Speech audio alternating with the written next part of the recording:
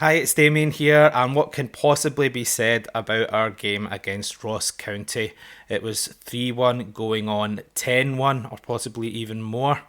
And before I start moaning, I must say some of the fluidity, the speed, precision, controlled aggression with which we attacked Ross County and the build up play, the combinations. Some of the most pleasing stuff I've seen us do from middle to front. And that's thanks in no small part to our midfield in Lundstrom, Lawrence, and Cantwell. Just some technically very, very good and very comfortable, controlled performances both on and off the ball, basically controlling the whole game from the middle of the park, essentially.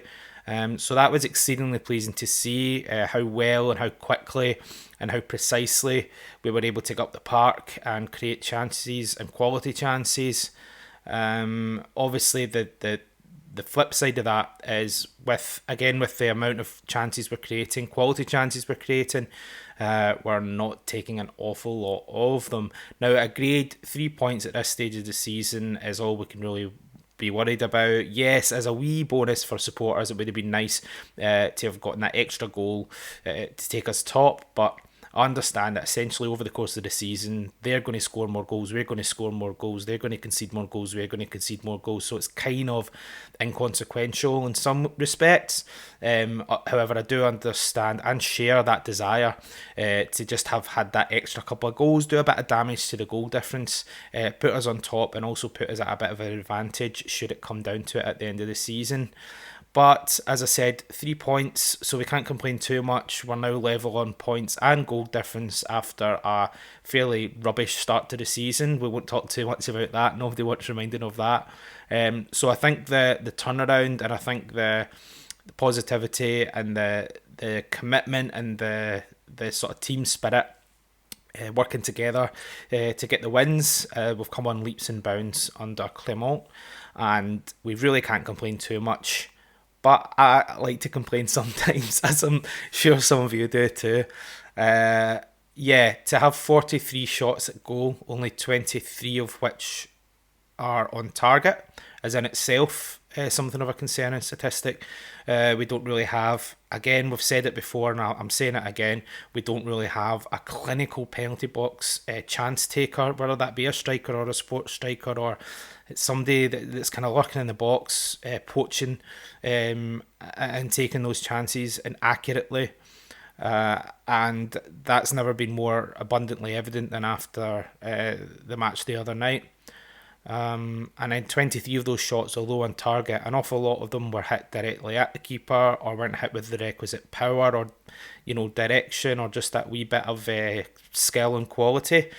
That being said, the Ross County goalkeeper had a hell of a game, and you have to give credit where it's due. Had it not been for him having probably the match of his career so far, probably would have been we probably would have been looking at double figures. But I feel like it's easy to just ignore sometimes the areas that require an improvement and gloss over the criticisms. When you're winning, when you're doing well. And by no means do I want to always dwell on the negatives. I don't, but I just like to be balanced. And as supporters, we're looking anxiously for what we can improve, for the areas that we can see ourselves could potentially be costly going forward. So it's only right, I think, to point out these areas that require improvement, as long as you also recognise the areas where we have come on, and we have come on in a lot of areas. So like I say, my only overriding and ongoing concern at the moment is just that clinical cutting edge that just seems to be missing, with that amazing, fluent, fast-paced, precise, incisive, all the other words you can think of under the sun, attacking football that we've been playing.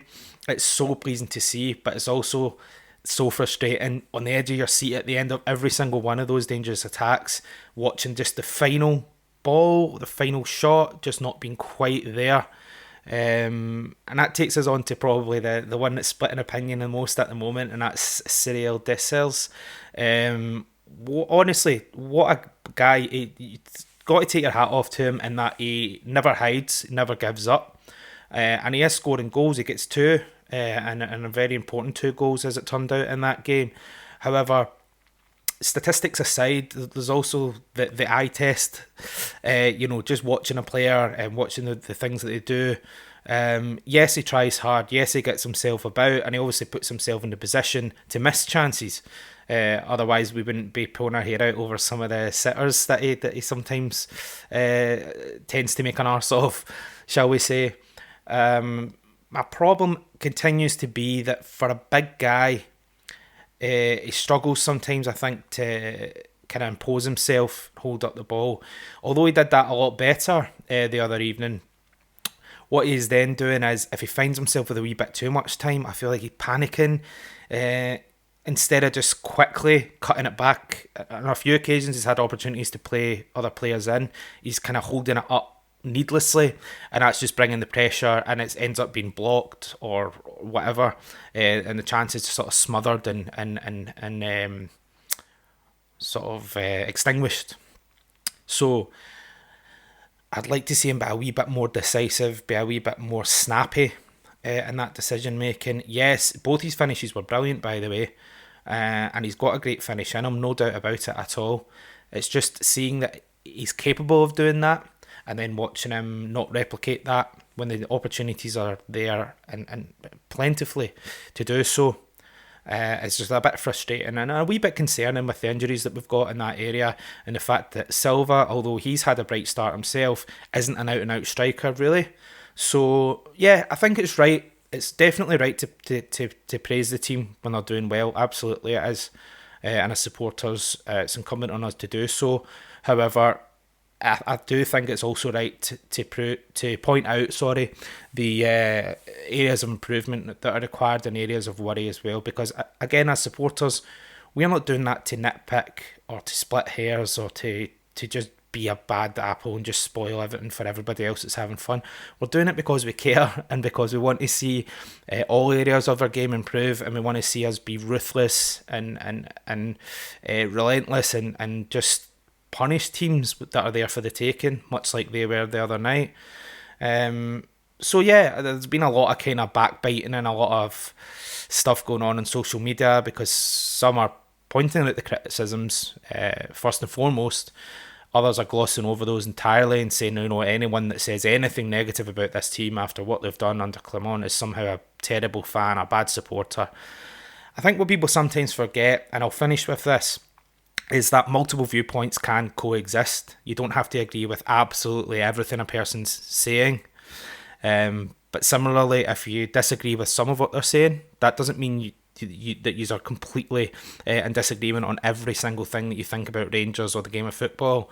And I think that sort of like coming in with the aggressive kind of stance first and arguing and shutting people down, it's not conducive to open discussion. And open discussion obviously leads to exchanging of ideas and maybe even changing of minds. And I feel like that's where the game of football can be rather unique and one of the more fun and interesting games to follow. And it lies in that difference of opinion and that discussion of opinions. But with social media now, especially because it's so easy to just be a nasty, snappy little git and not really have any immediate consequences for it. It's very much kind of putting a dampener on any sort of constructive discussion amongst supporters. So I'll end on that. Yeah, it's we need to be a little bit more calm and a bit more relaxed. If somebody's pointing out, for God's sake, we could have had, we could have really done some damage on that goal difference tonight. That doesn't mean they're spitting the dummy and saying this team isn't good enough, and they're completely negating all the progress that we've made under Clement. All they're doing is pointing out the areas that are concerning them, the areas that are worrying them, myself included, because we care so much and because we want all aspects of our game to continue to improve, because we're going to need that if we're going to challenge for silverware. So I'll leave it there just now. I'll not say any more, but ultimately, like I said, it's 3 points and we're right back in amongst it. We're in a fantastic position now, considering where we started the season, and all to play for. Obviously, St Johnstone away on Sunday. Yeah, you never know what to expect, but I think the way we're playing just now, the cohesion, the understanding, even with sort of wholesale changes and rotation, we seem to be keeping, for the most part, the momentum and the fluidity up. So I feel like if we keep that up, we shouldn't have any problems taking the 3 points. But as I always say, you can't take anything for granted. We need to turn up and do the work. So I'll talk to you after that game and give you my thoughts on that. I hope everyone's doing well. Thank you so much for tuning in and take care. Bye.